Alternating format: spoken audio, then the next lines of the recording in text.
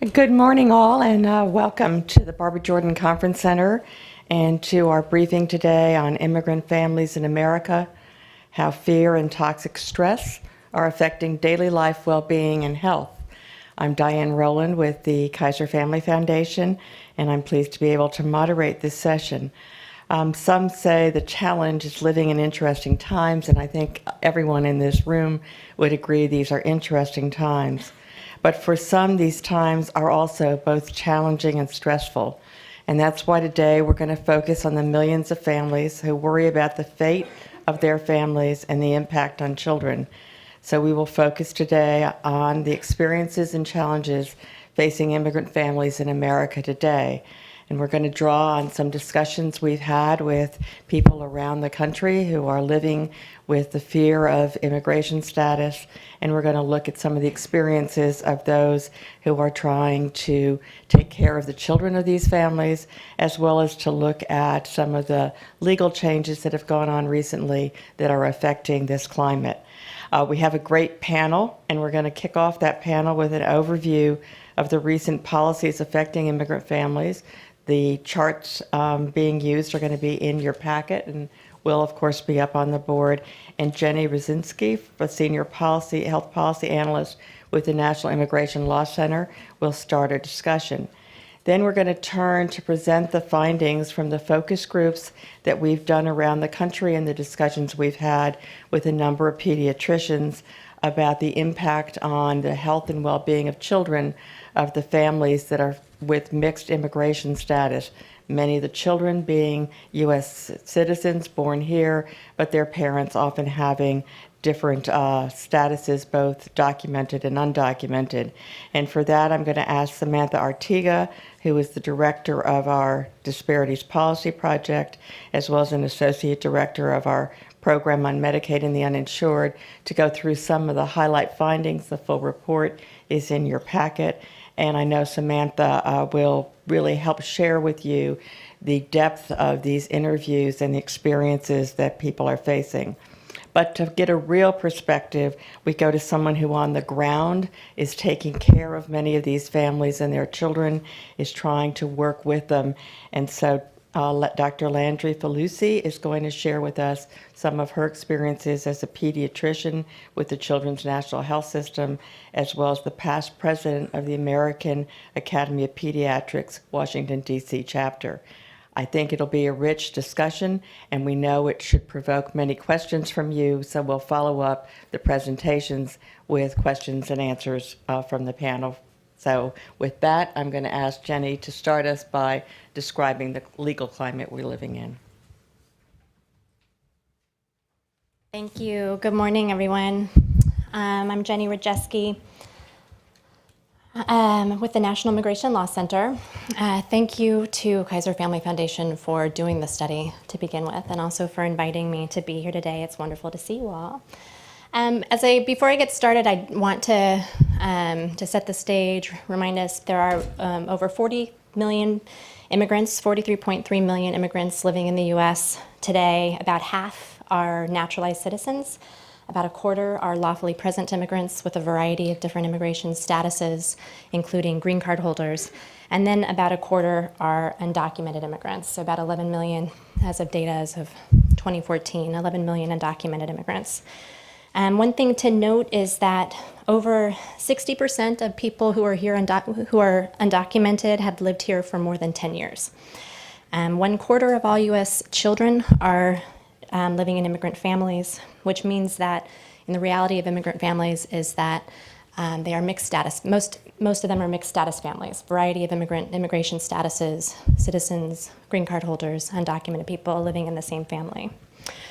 Before we get into some of the policy changes that have happened in the last year, just want to kind of go back to what things were like under the Obama administration around immigration policies. I mean, there was record immigration enforcement under the Obama administration.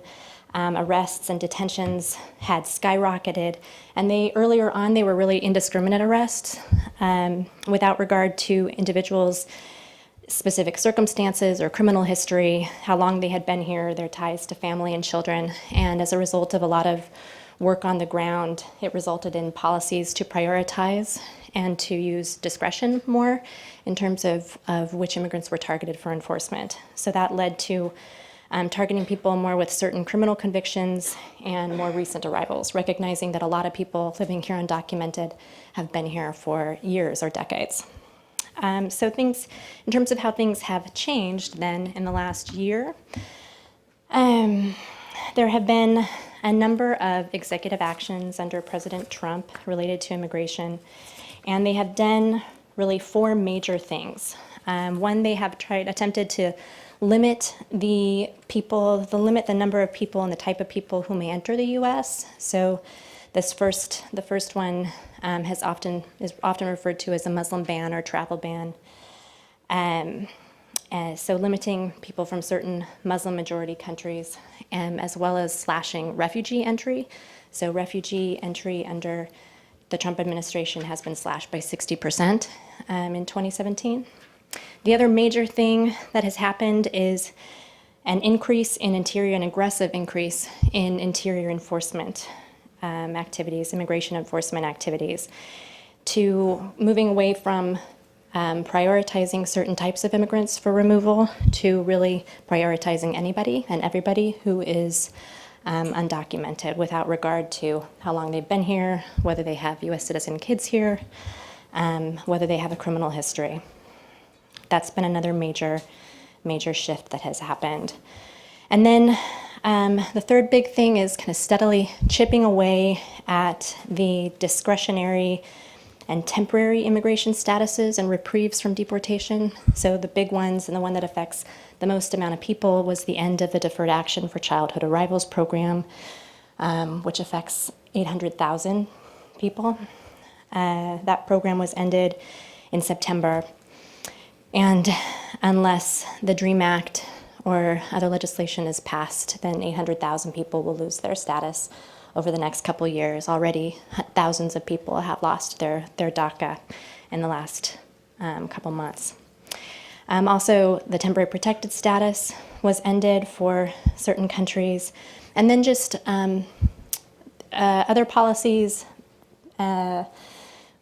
before, where people may have been given a stay of removal because they had been here a long time, they had citizen kids, no criminal history. They may have been allowed to stay here, maybe check in with immigration services once a year, and if nothing had changed, still be allowed to stay. Those types of things are also disappearing. So where people going in for their immigration checks, their annual checks, now being put into deportation proceedings, and those kinds of things.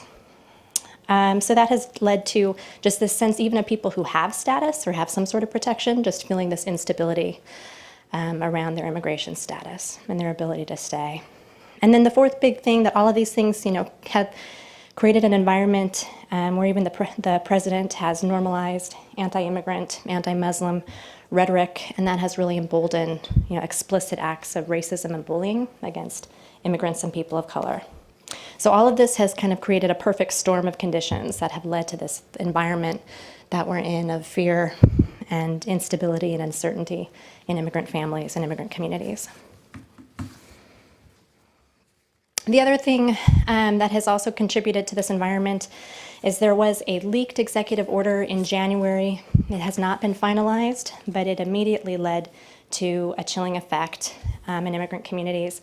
And I'm not going to go into a lot of the detail about what these policies are, the public charge and sponsor liability policies, but what the executive order attempted to do was to change existing policies to put severe immigration consequences, so not being able to get a green card, or the fear of losing a green card, or not even being able to sponsor somebody or to get on a path to a green card, apply for a green card.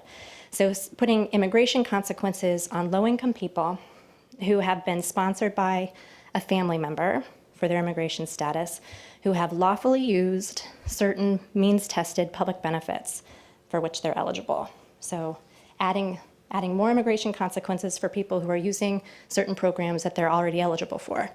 And these are really lawfully present immigrants. So it's not about fraud.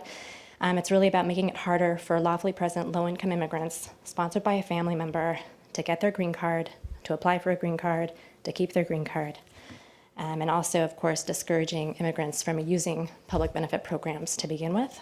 And really, that's what happened. Even though it was leaked, it was not signed, but it immediately led to a chilling effect across the country. And we just heard stories, especially in the first couple months after the policy was leaked, of people wanting to disenroll from Medicaid, from their health coverage, from SNAP and WIC, because stopping their cancer treatment that they were getting, because they were worried it might lead to immigration consequences or even deportation. So finally, I thought it was important to mention that there are some existing policies that are still in effect, important ones. One is around sensitive locations. So the Department of Homeland Security does have memos that are still in effect that discourage immigration enforcement in sensitive locations, including healthcare facilities, schools, places of worship, religious assemblies, demonstrations. There has been some erosion of enforcement activities around sensitive locations. We've heard instances of people being deported, after they drop their kids off from school or on the way to a hospital, that kind of thing. But this memo does remain in effect. And also, executive orders can't supersede existing law. And so there are still federal and state laws that protect people's privacy and their personal information. So the information when someone applies for Medicaid or the Affordable Care Act or a public benefit program, what information is collected, what information is shared with other federal agencies, for what purposes, those things there are still important protections there that limit that information just for purposes of that program. Eligibility, immigration rules, or rules around immigrants' eligibility for health programs and benefit programs have not changed. And then the policies around public charge and what benefits are considered throughout someone's immigration process at a green card interview, that has not changed yet either. So I'm going to stop there. So this is the environment, and now Samantha's going to talk about the impact.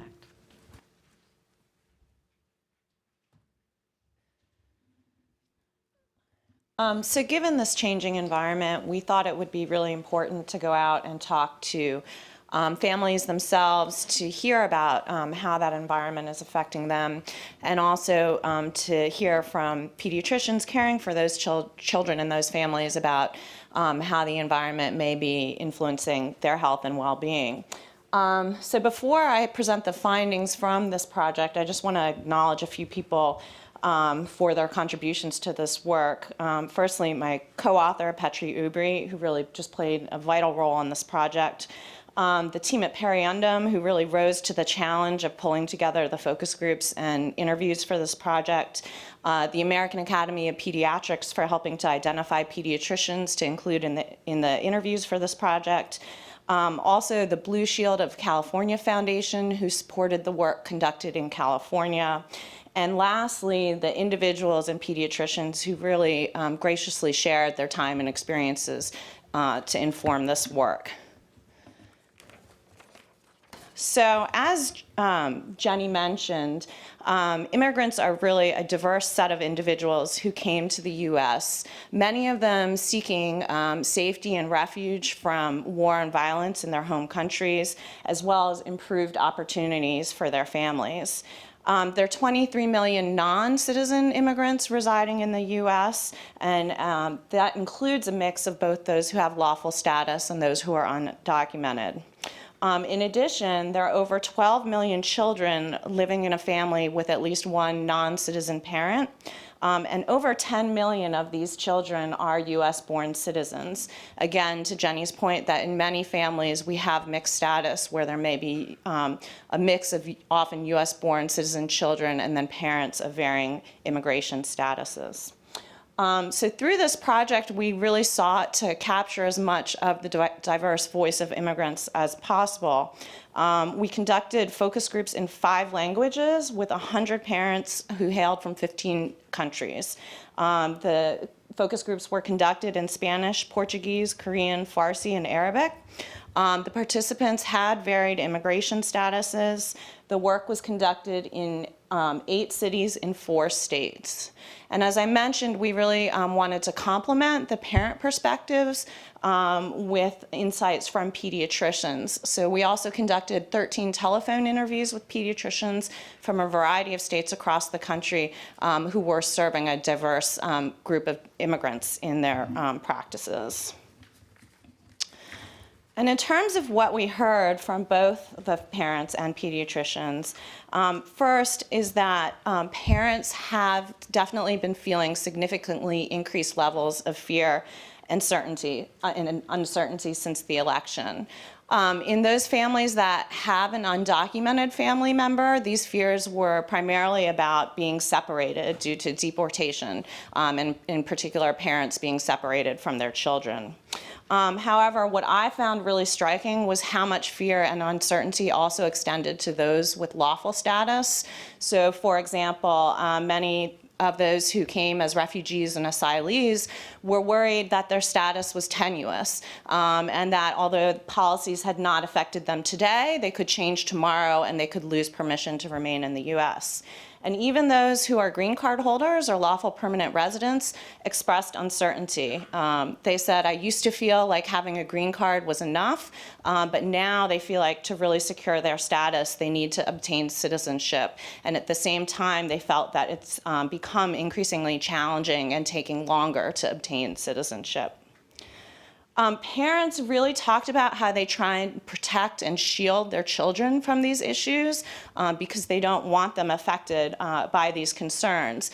But despite their efforts, many children were hearing about these issues from school, at school, and then were still feeling these fears and uncertainties and coming home to their parents worried and concerned.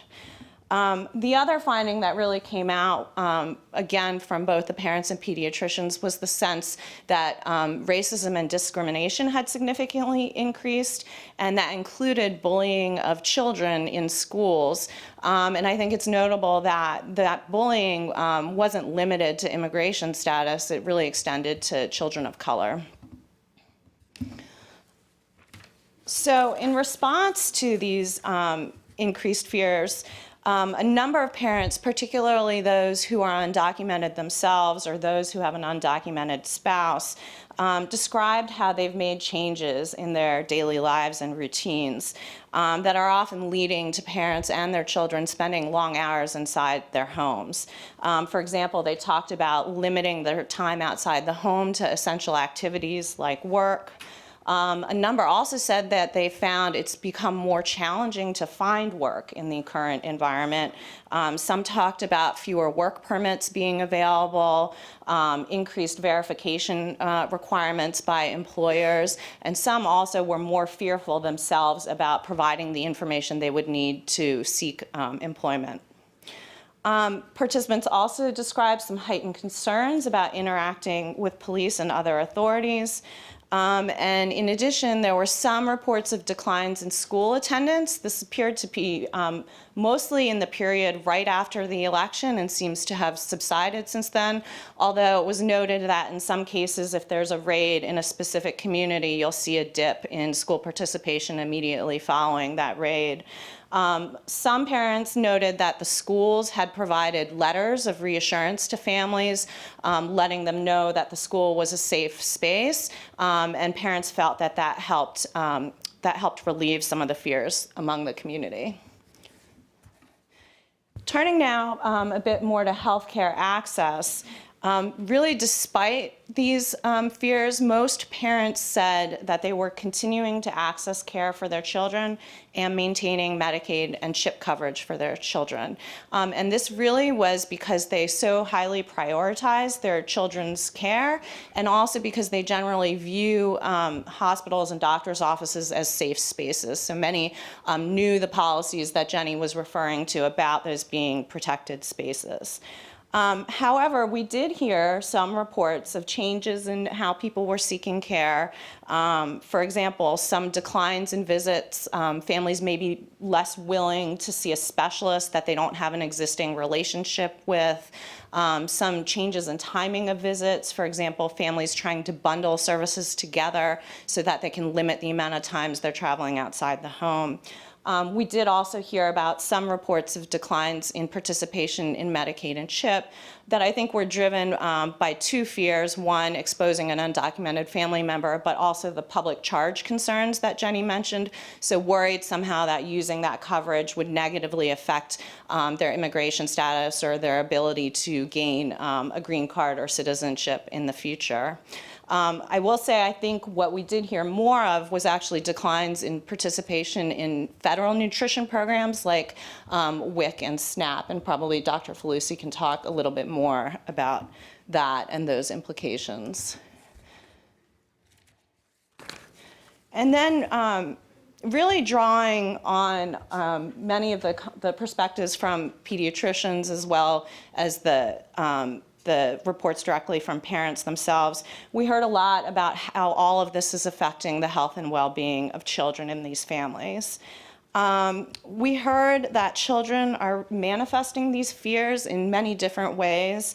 Some are behavioral issues like problems sleeping and eating. Some are psychosomatic symptoms like unexplained headaches or stomach aches, and some increases in mental health issues like depression, anxiety, and panic attacks. There were also concerns that children were having more difficulty paying attention in school, which could influence their school performance. But I think what was really striking to me was the consistent concern across every pediatrician we spoke to about the long-term negative effects for children. In particular, they all pointed to existing research on the effects of toxic stress, which is really prolonged stress for children. And children exposed to this ongoing stress actually experiences changes that contribute to worse physical and mental health outcomes over their lifespan. They also expressed concerns about impacts on children's healthy growth and development, and felt that the current environment is compounding social and environmental challenges that children face that also are directly tied to their health. So just to wrap up with some of the main takeaways from this project, again, a reminder that immigrants are a diverse group of individuals coming from many different areas of the world. They're often coming here because they're leaving unsafe situations in their home country. And they want better opportunities for themselves and their families as well. The current environment is affecting a broad group of immigrants. So even though policies may be targeted at specific groups, their reach is much larger, and the effects extend to those with lawful status. And then in terms of the effects for children, we really see that children in these families, who are often US-born citizens, are being affected in multiple ways. They have increased worries and anxieties about their parents. They're spending more time in the home with less participation and activities. They may be experiencing bullying in school, and they may be facing greater economic and social challenges at home. And all of these can have short and long-term health consequences for these children's health. Given this environment, and I think Dr. Falusi can point to this more in her remarks, I think providing support for parents and the children in these families is particularly important at this time. And with that, I'll close. Thank you, Samantha. Dr. Falusi.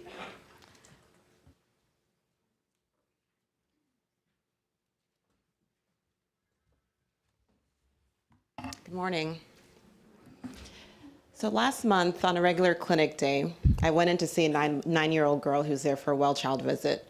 I usually start my visits by asking the child if they have anything to say or anything they wanted to ask. Sometimes they'll say, "Look at my new nail polish," or "Can I play with your stethoscope?" But this girl decided that what she really would need to talk about was that she'd been having these episodes of sudden crying, feeling that her heart was beating really fast. She couldn't really explain what was triggering those, but she said over and over between tears, "I'm worried that something is going to happen to my mom." Not really sure why, but she kept saying, "I think that my mom is going to get hurt." She didn't know sort of what was happening or why her body was reacting this way, but what she knew was that she was born in the US and her mom was not. And she was increasingly worried that her mom would somehow get hurt or go away. She was a good student, making A's and B's, but was starting to have trouble concentrating in school. She felt she could really only relax when she saw her mom at the end of the day. And at that point, her mom started crying. And here she was, a 9-year-old girl describing panic attacks, feeling powerless to protect her mom, and worried that somehow and someday the person who loves her the most and understands her the best would somehow disappear. So thank you first to the Kaiser Family Foundation for this incredible report that I think really highlights what we're seeing on the ground with our patients and families, and how we even are personally affected as pediatricians. A few things that really struck me from this report. First, fear is damaging, whether it's based on reality or based on rumor. And I feel like a kid has really just one job, which is to be a kid, to learn, to grow, to play, to amaze their parents as they develop new skills. Not to watch their mother or father or sister or brother, or even a stranger, disappear because of their one sole offense was seeking safe haven in this country. Not to sob in between gasps, as my patient told me, that not to sob in between gasps and tell them that they're constantly worried that something will happen to their parent. Not to get bullied on the ground due to a rebirth of discrimination, a term given by a Latino patient in the report. So the eventual effect of this fear in children is what concerns me and my colleagues. There's compelling neuroscience evidence that demonstrates that children's brains actually change depending on their environments and their experiences. Prolonged exposure to serious stress, known as toxic stress, as Samantha alluded to, can harm the brain and affect short and long-term health. In the short term, this looks like difficulty sleeping, trouble eating, changes in appetite, trouble going to the bathroom, learning and concentrating, as well as symptoms of depression, anxiety, and post-traumatic stress. Ultimately, if not addressed, these children are at greater risk of becoming adults with both mental and physical health effects, such as cardiovascular disease, diabetes, asthma, and various cancers. There's long-standing research that toxic stress can change hormone levels and even brain chemistry, and can even affect the way that a person's DNA is expressed. This can have measurable effects on what gene expression is then passed on to the next generation, having a 2-generation effect. Simply put, in a recent policy statement by the American Academy of Pediatrics, the stress of living in fear of deportation for these children in immigrant families can disrupt a child's developmental progress and lead to long-term health outcomes. So how does this affect my and my colleagues' clinical practice? Many of us have felt that it's really imperative to show our support to immigrant families. We started wearing these All Are Welcome buttons, created by high school students in Vermont working with their pediatrician. Many pediatricians are putting up signs in their clinics and hospitals showing families that they're welcome, showing them that they support them, and that it's a safe space and still a sanctuary, as Jenny and Samantha alluded to. Many pediatricians are also handing Know Your Right cards to families to ensure that they're aware of their rights in this era of increasing immigration rates. And on an individual level, I'm frequently checking in with my parents and families on their own mental health and security now more than ever. And certainly we've been doing mental health screening for children for years now. But what's different for me now is that even when a mom or dad brings a child in for a cold, I find myself asking them these questions, especially if I know that they may be at risk in this changing environment. And I find that they're open to talking about this. They're grateful that we have a social worker on site, thankful that we can refer them to trusted legal services. Still, the constant efforts of trying to reassure parents that things are going to be okay, that we're there to protect them, is really challenging. I can't predict what laws or what executive orders could fundamentally change these programs that for years have been supporting children. And I know that, as again Jenny alluded to when she talked about the public charge, I know that even moms of these tiny newborns, some may still refuse to sign up for WIC because of the fear of what it may do for them and their chances of changing their legal status in the future, and what that may in turn mean for their children, even though they know that they'll have to then struggle to pay for their food, their child's food, breastfeeding support that they get through WIC, formula that they may get through WIC. So the report also highlights the DACA program, Deferred Action for Childhood Arrivals. And DACA really opened doors for young people. Education and employment can lift people out of poverty and provide a stable economic footing. DACA provided young people with the ability to work and to go to school and to build their own future. There are approximately 800,000 young people who have DACA, an estimated 300,000 who were eligible but didn't apply. So their ability to work legally in this country, to provide for the families and invest back in the community, has been severely limited with the rescission of the DACA program. That is, if there's not a permanent fix by the time the program is scheduled to end in March, less than 3 months from now.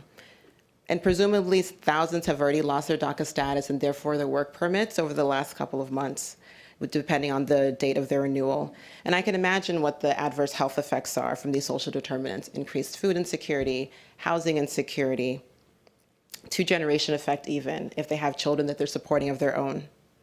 I have a number of teenage patients who came to the US as babies, who grew up with their American friends and neighbors, don't know another country, and may not even have known that they were undocumented until their parent approached them with this opportunity to apply for DACA when it was first authorized.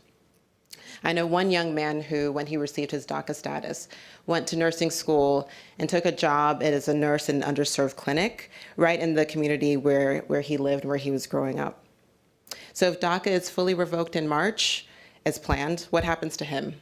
Does he lose his job? Does he lose his opportunity to contribute to his community?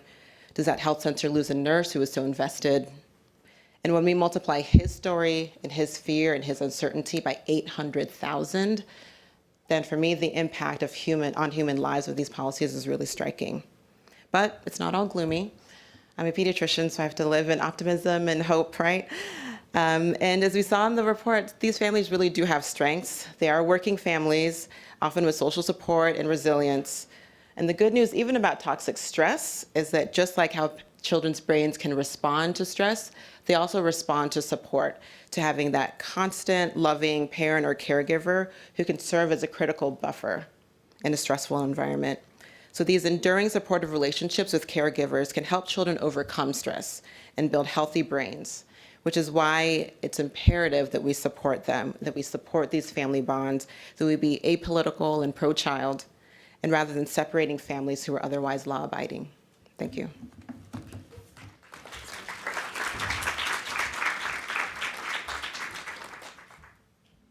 It's clear why when we talk about doctors, we all love pediatricians. So we'll turn now to any questions from the audience. We have people with mics who can come hand you one to pose your question. And if you would just identify yourself so we know who's asking the question, and if you want to direct it to any particular member of our panel, please do so.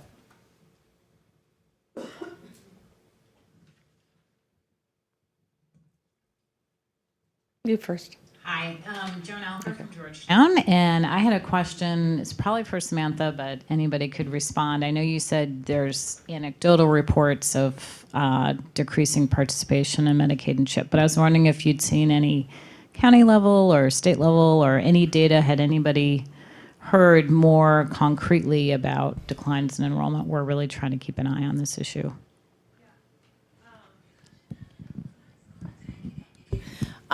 For this project, we really were just focused on qualitative research, and so do just have those anecdotal reports. I actually have not heard of any specific data measuring that. I think it's a bit difficult to track and monitor, although I know there's a lot of interest in quantifying it if possible. Hi, I'm Rebecca Ulrich. I work for the Center for Law and Social Policy. And Dr. Felici, I know you mentioned that you all are giving out Know Your Rights cards and are able to refer families to legal services. But Samantha, I was curious if any of the other pediatricians that you all spoke with talked about being able to do kind of similar referrals, or if families were asking for any kind of new and different resources related to immigration. I think the pediatricians we spoke to kind of varied in how they were reacting to the environment. A number did mention, as Dr. Falusi stated, making a more concerted effort to talk about these issues in their clinical practice and address some of these issues with families, making sure they know that their information is confidential and safe in the healthcare setting.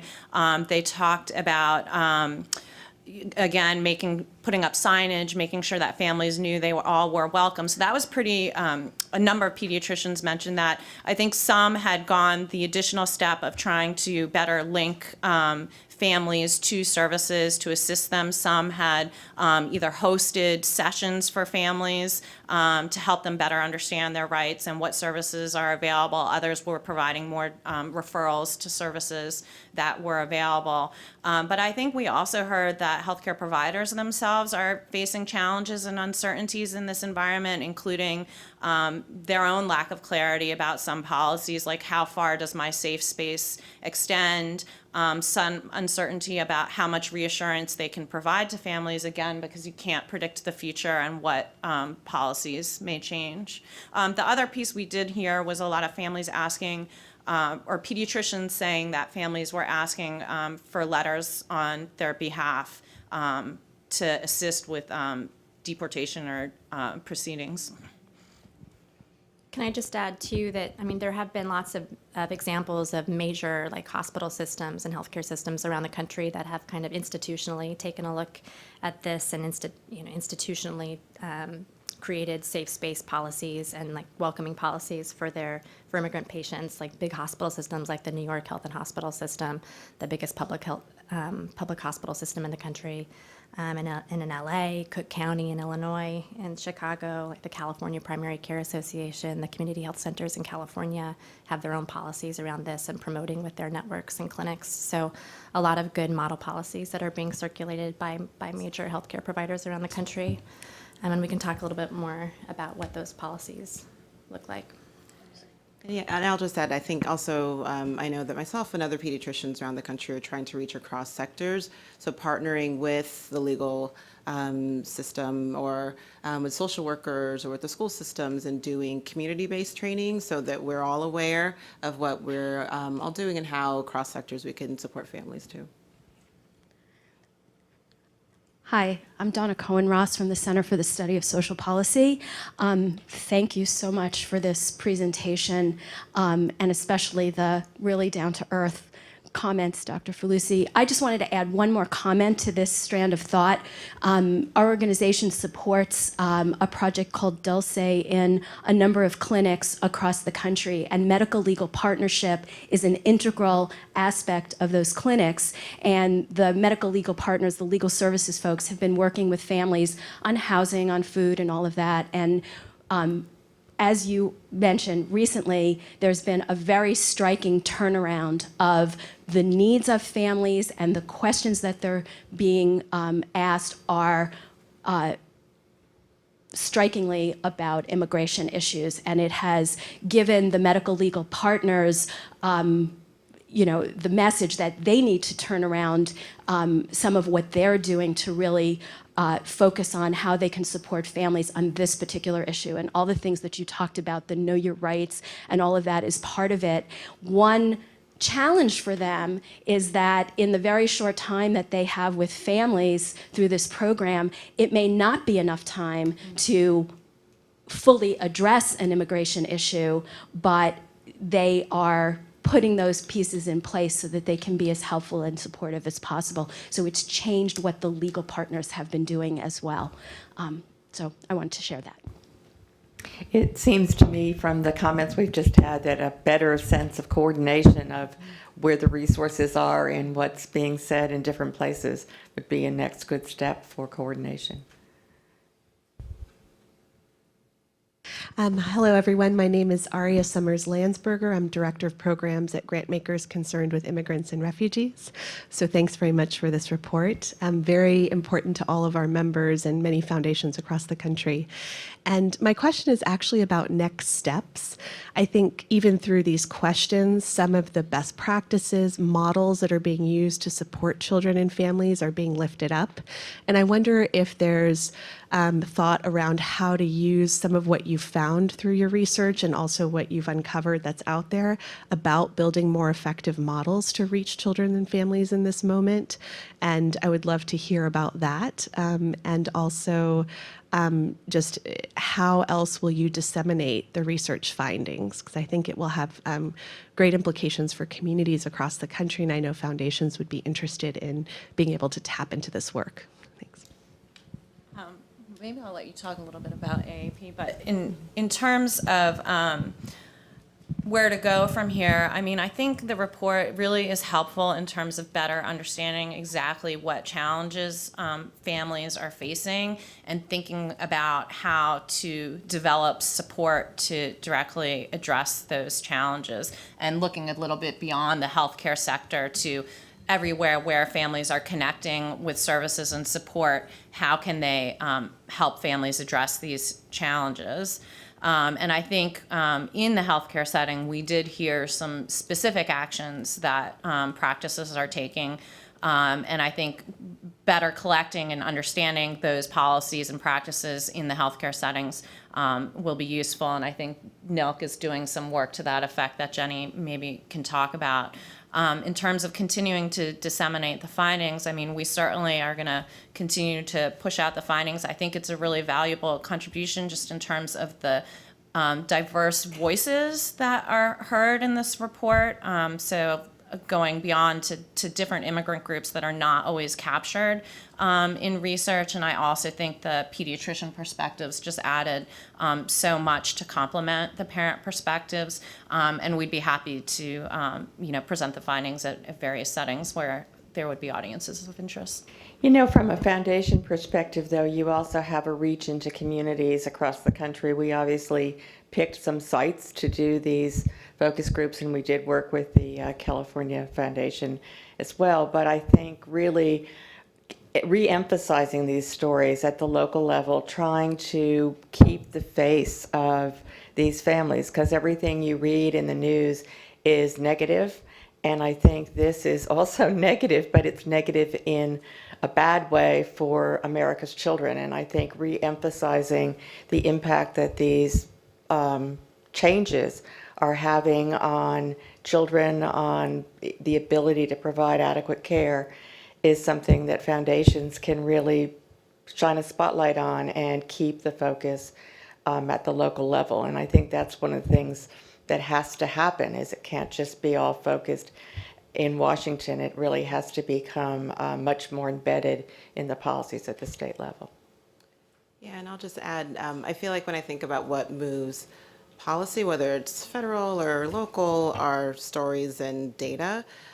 So that could be, and I'd love to talk with you afterwards, a great place in terms of sort of foundation support or guidance and thinking about, so how do you collect data within the community that may move a decision maker around the health effects of the kids in that community, the children who will maybe even in a few years may be their voting constituents, that sort of thing. And then the stories, I think that some of our cross-sector collaborations has been helping with that. So sitting in a room where we as pediatricians are being trained by lawyers actually in terms of what patients' rights are and how we can better support them within our healthcare systems, and how to understand from their perspective what they're seeing outside of our clinics is really helpful.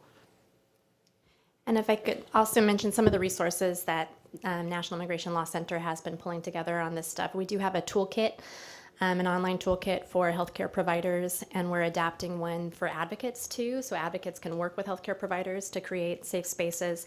But the toolkit for healthcare providers has a bunch of information on like the legal background, that the information that providers want to know about, what are their own rights in the face of immigration enforcement? What constitutional rights do they have? What's the difference between a public and private space? How to keep their private spaces public and private spaces private?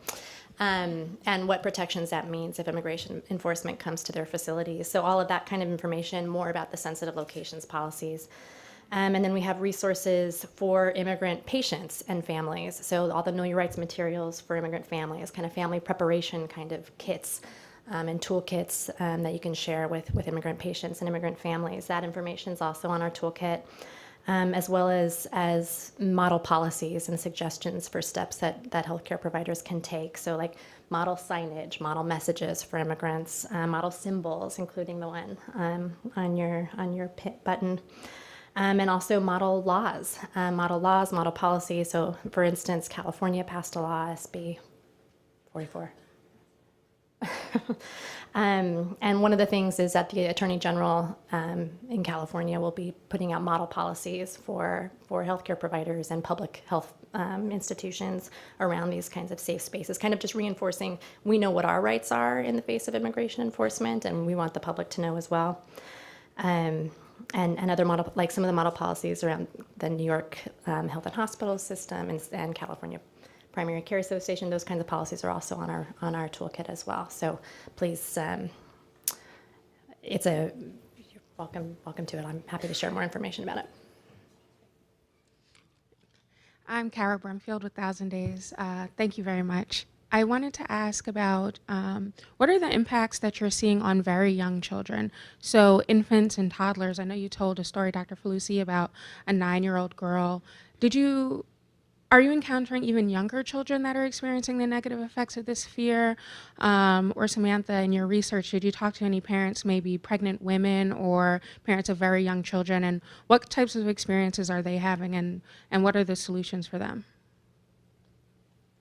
So that's an interesting question. So I'd say for the infants and toddlers, maybe not as much direct behavioral change in them that you can more easily point to being secondary to the fear and stress, but certainly within their parents, and you can imagine how that can get transferred onto the children.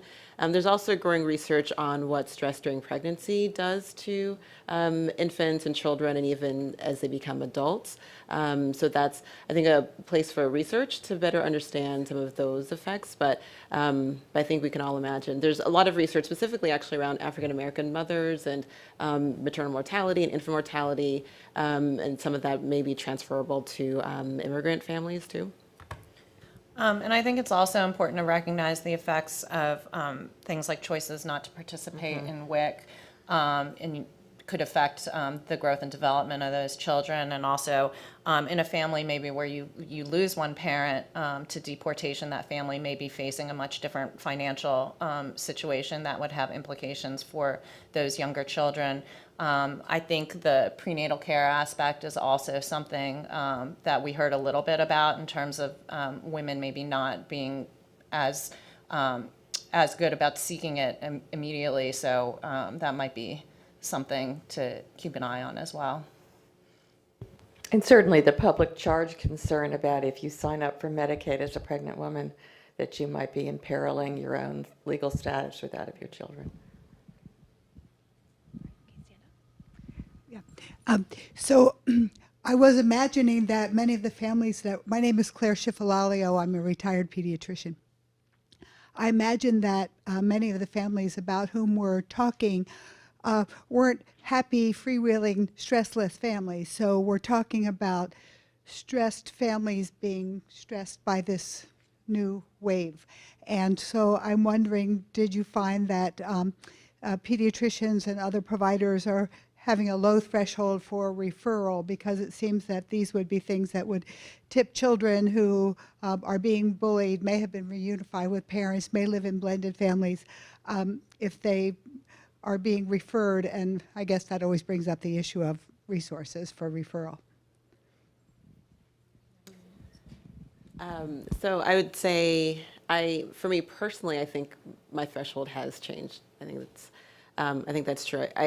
To the point where I think some people even just proactively hand out our list that we have in our clinic of legal resources to everyone. And if the family says that they don't need it, they'll say, well, give it to your friend or your neighbor, someone who you think may need it. So just doing blanket referrals for everyone in that sense, so sort of low level, maybe not necessarily making the connections for them, but giving out the information. So it's interesting to see what you've heard from other people in the report, but I think a lot of people have said that the concern, though, then is sort of what you alluded to, in that resources aren't unlimited. So our legal colleagues who are in pro bono or low bono, as they call them, legal clinics are really struggling, I think, to be able to handle their wait lists. So we also then do try to do some triaging in that sense in terms of who to make sort of more active referrals for. Yeah, I mean, I think many of the pediatricians we spoke with did indicate that their referrals had increased. We didn't hear so much about resource constraints on the other end of that, but definitely increased referrals for services. And a number of the pediatricians did point to the issue that these families were already facing a number of challenges, so this environment is really just compounding a range of challenges that they were already facing, and I think it's important to recognize that and thinking about their experiences. I think I'll also add too, just in terms of thinking about referrals, a lot of us have been referring more and more to mental health. So if a family may not be in a place where they could change their status, at least sort of where they are, how can we make sure that we support them and kind of do some wraparound care? But again, those two are also limited, especially when you're thinking about families who may be on Medicaid, may want a Spanish-speaking or other language-speaking mental health therapist, someone who has a translator. It becomes more difficult. Who may be on CHIP, right, exactly. Hi, good morning. My name is Mike Bergonis, and I'm an immigration attorney at Catholic Charities of Baltimore. And I've observed from the panel that there seems to be a growing intersection between health law and immigration law. And thank you for giving out the KYRs and doing the packet there. I was wondering if there's, from your observation, a movement towards embedding immigration legal counsel in hospitals or local community clinics.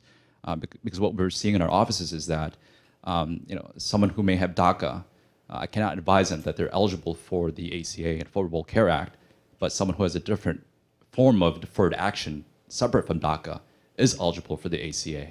So I just want to see your opinion and sense on that. Yeah, I think that's really, sorry. No, I hope it's a growing trend, and I think, Donna, is that what you were getting to a little bit too, with this increased cooperation? There are medical legal partnerships already, where there's like often public benefits lawyers who have collaborations with healthcare providers, and I hope what we're seeing, and maybe you can confirm, is that we're seeing more and more collaboration with immigration lawyers too, and I think there have been some good models that I'm aware of, at least in New York in the past, where immigration lawyers have helped both to Terra Firma.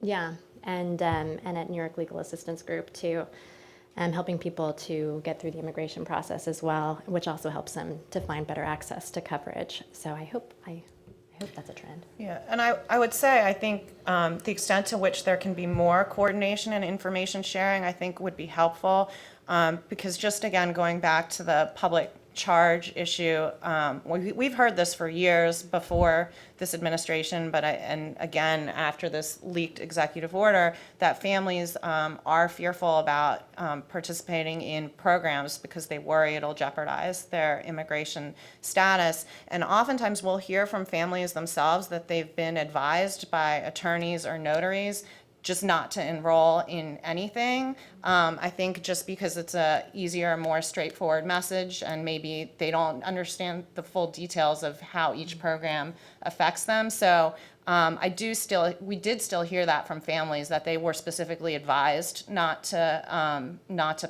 enroll in certain programs. So I think continuing to share information and making everyone aware of the differential policies would be helpful.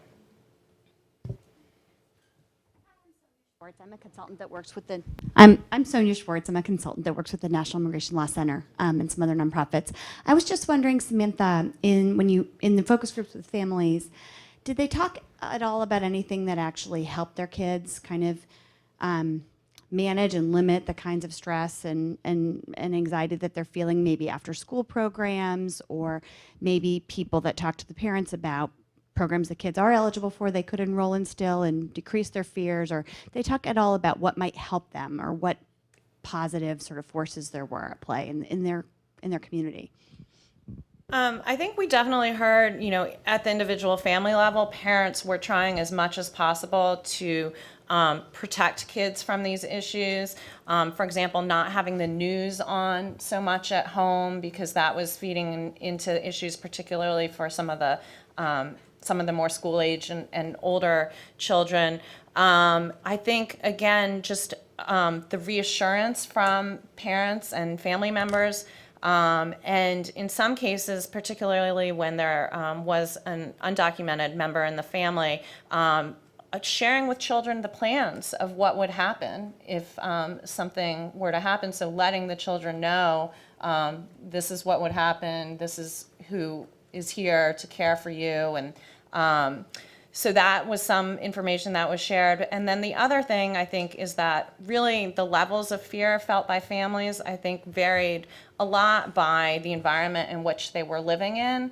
And families that were living in environments with strong community support, that were diverse communities, that were connected to resources, and felt like they had a good understanding of their rights, I think we're in a much better place, obviously, than those families who were less connected to resources and maybe living in less diverse communities that did not have as much community support. But I do think the community support and community leadership plays a role, and so thinking about how to make more resources available in areas where maybe there's not as much available would be another factor that would help families. And just to take that like one step further, I mean, it extends to the policy environment too, and so like localities and municipalities that have adopted like sanctuary or immigrant-friendly policies, that makes a difference in terms of the comfort level that immigrant families feel in those communities. So policies at the state and the local level, policies within institutions, within different government agencies. I mean, that all makes a difference. I think that's an important piece to remember about where we did the focus groups as well. The focus groups were not done in some of the more difficult or isolated places where immigrants face challenges. The pediatricians came from a wider variety of states, but we saw perhaps the better experiences of many of the immigrant families today. And I would just add to that last question too, one thing that I tell parents or encourage them is to keep consistency in as much as they can. So the one way to sort of fight uncertainty and the fear that builds from that is to keep your routines in other places. You know, keep taking the kids to school. If you go to church on Sunday, if you see grandma on Saturday, you know, keep some of those things going so that kids feel safe and feel supported and feel that not everything is being overturned in their lives. Are there any questions from this side of the room? I seem to keep watching all the hands. Terrific. Hi, Ben Devons with the Asian Pacific Islander American Health Forum. I'm wondering, in the conversations that you had, as well as other with pediatrician clients or the like, if you had an idea of where information was coming from, or if it was immigrants were learning about policies through ethnic media, through word of mouth, through community forums, and within those, if different levels of accuracy comes from different sources of media, and what can kind of be done as a result of that information? Again, I think this really varied by individual and family and by the community in which an individual lived. So those who were more connected to community resources and organizations serving families, I think, were relying on more official sources of information or information shared by that organization. But I think a lot of information sharing does come through word of mouth, through social media, through ethnic media. And I think what we heard there is it's really a mix of both accurate information but rumors that drive, and it's often rumors that are driving fears or concerns in these families. And I think, as Dr. Felici mentioned, whether they're real or imagined, they still have influences. But I think there is some uncertainty among the community about what information is true and what information is not true. But that uncertainty makes it difficult to know what to trust.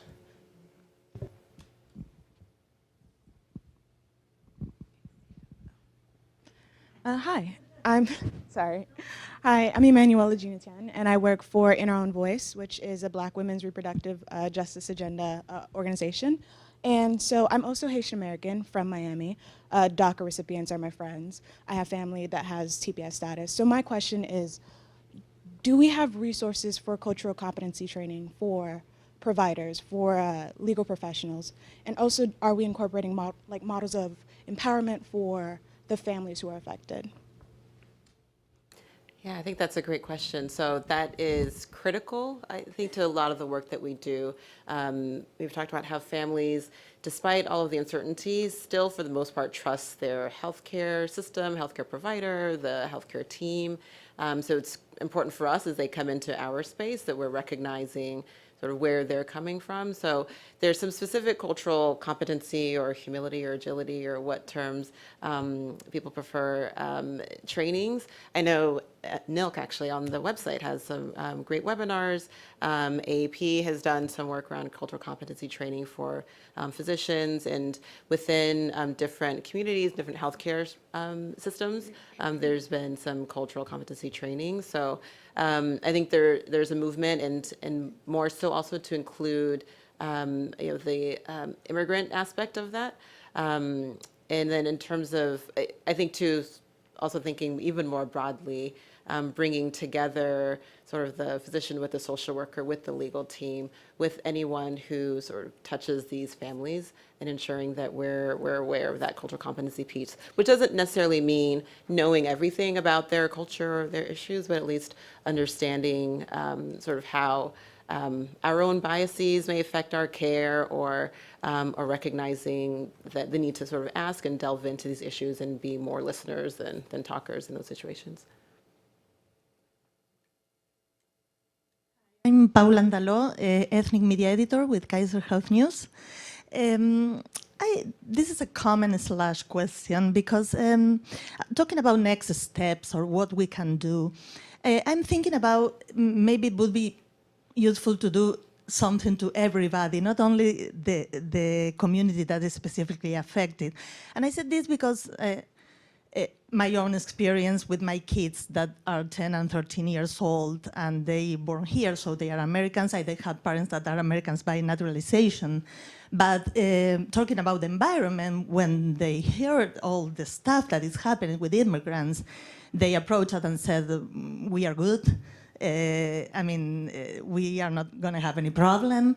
And also kids from the school that are Americans or from Africa or different countries, they ask their friends, are you going to be deported, or what are going to happen with you? So I think that everybody needs to know what is happening and participate at least in the solutions, because this environment is affecting every kid. I know that vulnerable families are specifically affected and they suffer directly from all the environment, but believe me, all the kids are concerned. Yeah, I mean, I think what we heard from the families in the report was how much children are receiving information through the schools and from their peers at school. And obviously, children don't know all the policies. So I think it's just a lot of uncertainty and children getting information that they don't fully understand, hearing about different things at school. So that certainly was an issue that came up. I think the point is well taken, though, because if we only work with educating the community affected, we're not going to change the environment in which they have to operate. Add to what she's saying, I'm sitting here thinking, I look immigrant, I sound immigrant, and the moment the election started, I'm like, man, I don't trust, and each one of you touched on that word trust. At any moment, the policy could change. I am not a natural-born citizen. I am a citizen. I have rights. I know what my rights are, but trust me, I have that fear. Should I be stopped by the wrong person at the wrong time and not given a moment to speak? I fear that. I told my brother, the only family member that I have here in the country, I said, if anyone dies at home, you're not going, because he has a green card. Now that's sad. And so yes, we all need to know our rights, and we all of us, no matter what your background is, we need to know and take care of each other, because I have that fear. Thank you. Thank you. Well, I think that that perhaps is a perfect ending for our discussion, that we're all in this together, that this is an issue that has perhaps, because of the many, many issues that keep dominating our news cycle, not gotten as much of the attention as it should. I think that this report and this panel discussion today, I hope, starts a broader discussion of the implications of these changes on families generally and on specifically children, and that we can continue to work together and to co-educate the population, the providers, the children, and the teachers. I think perhaps one of the messages here is that the school system needs to be as involved as the health system in being a sanctuary, as well as being an education source for families, both with children who have immigration status and for the families that send their children to the same schools and their children may not understand. And in closing, I just remember from one of the focus groups, one of the parents telling this poignant story of how he was afraid to tell his son about the mother's immigration status for fear that he would somehow communicate that to kids at school that would then endanger the family. And I think those are other realities that these families deal with. And so together, I think this starts a conversation I hope that will continue to broaden and that will shine a better light on the consequences of some of the policies and especially the impact on our children. So I thank all of the panelists. I thank Samantha and her team for the report. But I think this has been hasn't been one of the most uplifting discussions we've had here, but that seems to be a trend. But I think it's been an important discussion, and I thank all of you for coming. So thank you. Thank you.